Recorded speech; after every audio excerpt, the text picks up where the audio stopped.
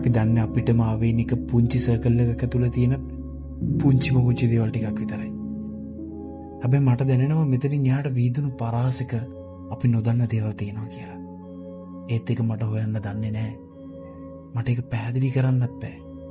ඒක නිසාම මට මේ ජීවිතේ එක්ක සාමාන්‍ය මිනිසෙක් විදිහට ගැටෙනවා ඇරෙන්න වෙන කරන්න දෙයක් නැහැ. මේ කිසිම දෙයකට ආරම්භයක් හොයාගන්න බෑ. අවසානයක් මම දන්නෙත් නැහැ. තේරුමක් නොදන්න නිසාම ඔළුව පැටලිලා.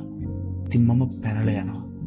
එක මොහොතකට හරි මම නිදහස් අවකාශයකට පැනලා යනවා. ඒ නිදහස් අවකාශය ඇතුලේ මුකුත්ම මට දැනෙන්නේ නැහැ. ඒ නිදහස් අවකාශය ඇතුලේ මම ඉන්නවා කියලා මට දැනෙන්නෙත් නැහැ. නොදන්න දන්න පරතරේ මට දැනෙන්නෙත් නැහැ.